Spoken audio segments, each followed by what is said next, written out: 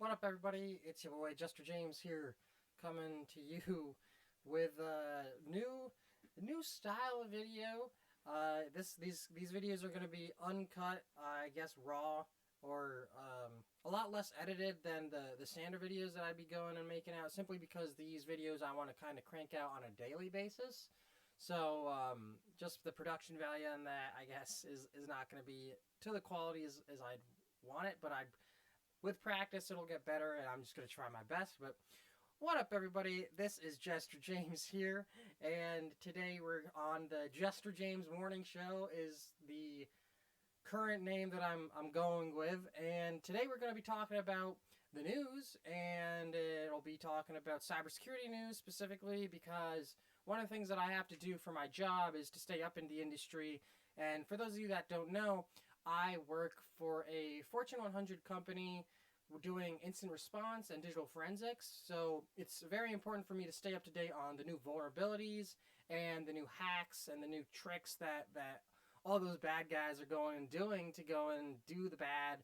So the blue teamers and the incident response folks like myself can go and stay ahead of the game, or at least understand how to remediate and extract artifacts from that and things like that. But basically, this is a way for me to hold myself accountable, and at the same time, a way for me to push content out on the daily. And I figured I'd start something that I could do anyway, like very easily with the news. So right off the bat, so here we have Feedly. So Feedly is what I use for the news, and I do that because it kind of aggregates all the different sources. So with cybersecurity, I have all these different sources in my Feedly. So that includes, Zero Day News, CERT, CISA, Cyberscoop, Dark Reading, ExploitDB, Gizmodo, Krebs, Naked Security, Packetstorm Security, Schneider on Security, like a bunch of the top, like Hacker News, Threat Post, Alien Vault, ZDNet, just a bunch of cybersecurity news sources, and they aggregate them all in one place for me. That way I can read the headlines and a little bit of a summary, and basically read the news, consume it at a very fast pace and a quicker rate. And obviously, if I see something like I think I should dig into, I'll dive into it. But let's get started here. So right off the bat, it looks like there's a new Windows and Linux flaw, give attackers high system privileges. So let me check this out. So it looks like Microsoft Windows 10 and the upcoming Windows 11 have been found vulnerable to a new local privilege escalation vulnerability that permits users with low-level permissions access to Windows files. Okay, so that's not good. That's flaw. We could dig into that. Files in question. Oh, okay, yeah. So these are it looks like Windows 10 left these registry high files. And the reason why this is not good is because these registry files contain user information that can be that's potentially compromising at times. And you can read into the article there, and it gives you the CVE listing, which is good. And it shows you here as well, like the details. So it shows you Windows system files. And for those of you that don't understand what Windows registry system files are showing you or why those are important, it shows you low levels permission in access. So it shows you privileges, and it also shows you operating system installation password, and even decrypt private keys. So that's direct from the hackernews.com. Ravi Lakshmanan, July 20th, 2021. There we go. So there's one source, and I something like that is important for me to stay up to date with, right? Because CVE 2020-33910, that came out extremely recently, so it's important for me to be aware in case I come across a case at work and they're actually exploiting that vulnerability. I'll understand it, and I'll have some prior knowledge. Next up, we got some NSO groups. Pegasus spyware should spark bans. Apple accountability. Okie dokie. So a roundtable of experts weighs in on implications for Apple and lawmakers in the wake of the bombshell report showing widespread surveillance Okay, so surveillance and holding companies accountable. I do want to. I'm trying not to click into all these, but like everything's interesting to me at this point. At this point in my career, everything's interesting. So we have, let's check it out. Our roundtable of experts weighing on applications from Apple, lawmakers, and the weight of bombshell analysis. Zero click, 0 day feature being incorporated in the notorious Pegasus mobile spyware. So NSO Group. I don't even know who the NSO Group is. Let's take a look. NSO Group is an Israeli technology firm whose spyware called Pegasus enables the remote surveillance of smartphones. Okay.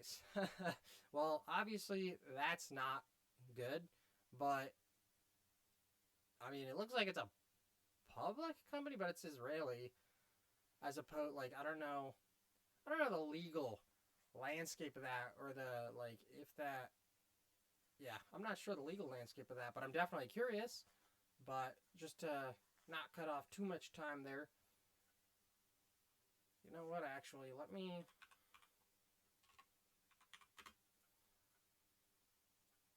I'll leave that open just because I'm curious. And you see, this is the Jester James Morning Show. This is why we read the news, because it's learning. Like, I do this every day. I'll go and learn something new every day. So, alright, Joker billing fraud malware found in Google Play Store. Okay, this makes sense why these three are the most popular. Okay. Joker billing fraud malware found in Google Play Store. Okay, so there's Android malware in Google Play Store. Billing fraud. That's not too hot. Well, I mean, it's not good, but what I mean by that is it's not good. Strong Pity APT group deploys Android malware for the first time. So it looks like APTs are going and implementing Android malwares. And at this point, like APTs, so for those of you that don't know, APT stands for Advanced Persistent Threat Group. So that means that, like, for the most part, these are like nation state actors. So think of like China and Russia and basically the countries that go and they spy on each other. I'm not going to go deep dive into that just because I want to make sure I walk my line here and I don't tell a story that I'm not allowed to tell or anything like that. Next thing up, $49 of malware receives major upgrade to strike both Windows and macOS PCs. macOS being picked apart by the $49 Xloader data stealer. So it looks like there's Mac malware. Like at this point, it's just like day and age, I don't think that like any operating system or any system is really anti like anything that's unhackable or anything like that at this point. Like everything's vulnerable, trust nothing, and like patch your stuff, like practice security hygiene everywhere, practice good OPSEC and everything along those lines. And if you don't know what any of those are and you're watching this and you would like to know, feel free to let me know and I can make a video on it or anything like that. So let's take a look. Xloader Windows Info Stealer malware now upgraded to attack macOS systems. Yeet. This is not like this. This is critical here. Why? Because like at this point, this is pretty popular, Xloader Info Stealer. Like at the point where you have a Windows-based malware and you have folks actively using it, like the attackers, actually adversaries, that's the term, adversaries using it, and then they go and develop it for like Mac systems. Like if you have a Mac and you've been thinking that you're protected from malware up until this point, I got news for you. It's coming. The threats are coming for you. And it's not right, but at the same time, protect yourself, because we never lived in a safe world to begin with in cyber. Several new critical flaws affect Cosys industrial automation software. So that's OT. Looks like some OT security flaws. And I guess I want to make sure that the point of this for me is just to have a rundown of the news. Like I'm not going to dig deep into all of these, simply because I'm not going to be working every single case that refers to all of these. So this is just for my standard knowledge. And I see the time is getting to the 10-minute mark here, so I'm gonna try and practice this out. Obviously, the more I go, but I want to stay within 15 minutes. So at the very max, I get 15 minutes and nothing more, because that'll hold me to like equality, and with the practice, it'll get better. So we have some exploit DB disclosures. Multiple arbitrary files. CSM, I don't know what that is. BEMS, no clue what that is. BEMS. So these are vulnerabilities in these types of software that I just don't recognize, and I don't care to look it up because I don't think I'm going to need... I've never seen it before, and I haven't seen it at work or anything yet, so...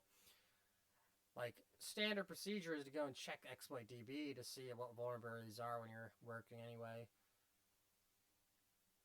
ITOT convergence or ITOT integration.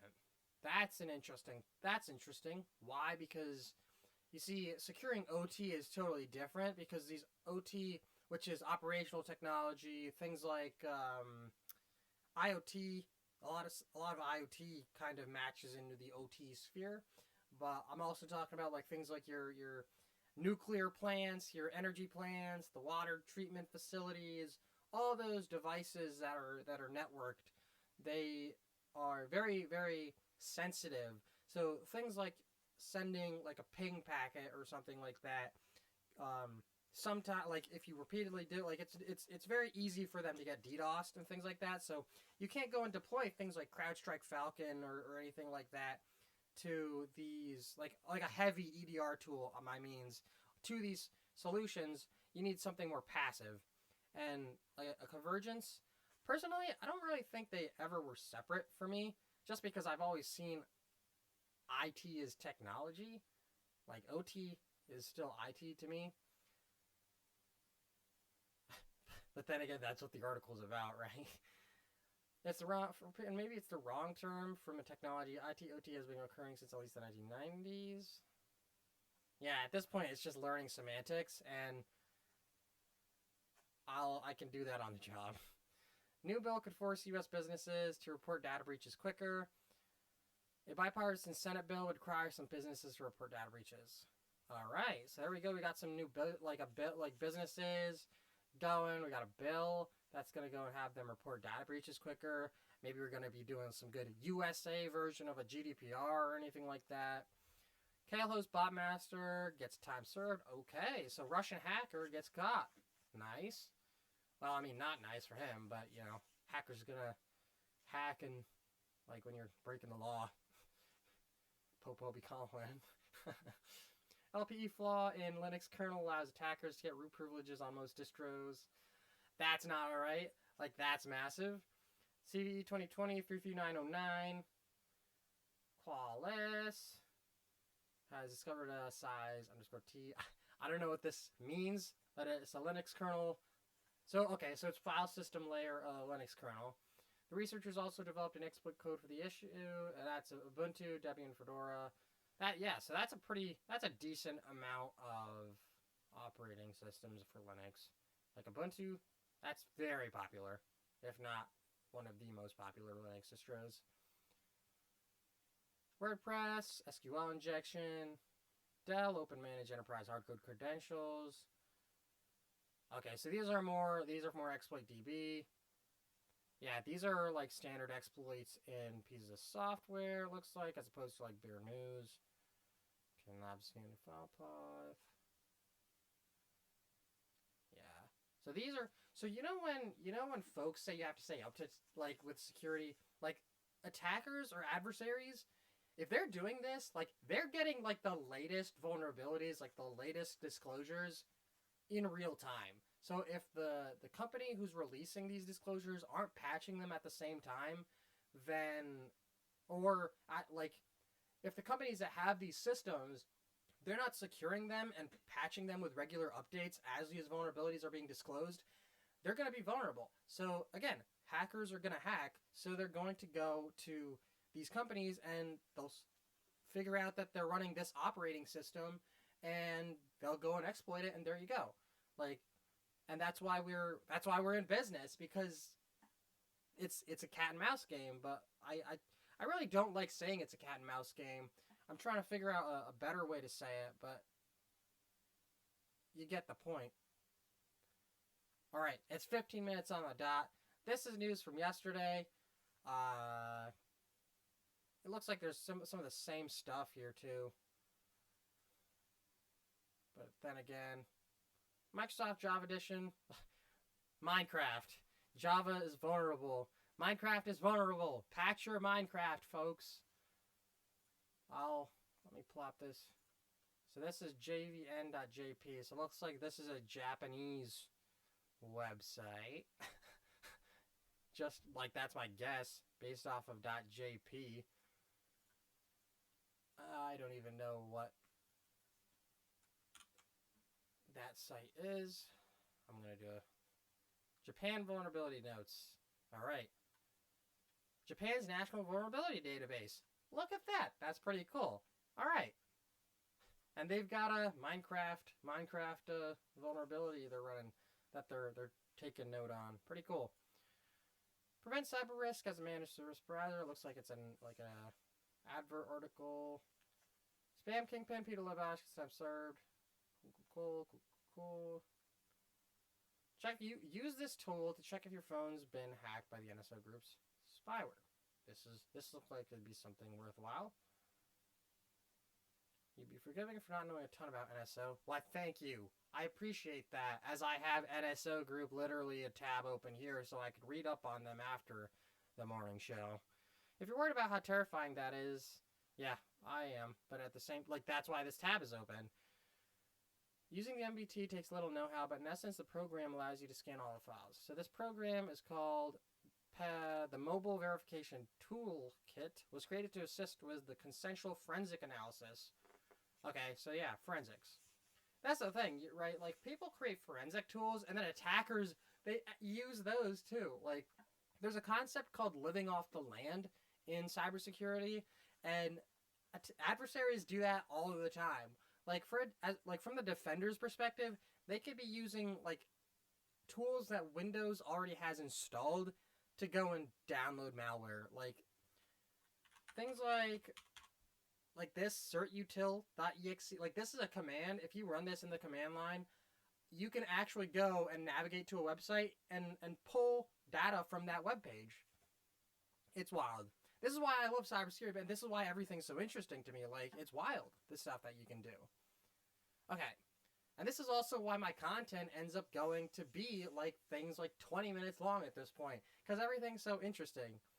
But, alright, if you want more, then give us a thumbs up, and that'll be a good way for me to be like, yo, James, this is the right thing. We're going to do this daily and check it out. But yeah, so this is my Feedly news feed, and with that, folks, we can see if this works. There we go. So that's transition. Okay. So, thank you for watching the Jester James Morning Show. It has been a pleasure to show you my Feedly cybersecurity feed, and I hope yeah. So with that, let's let the adventure begin, and y'all have a great day.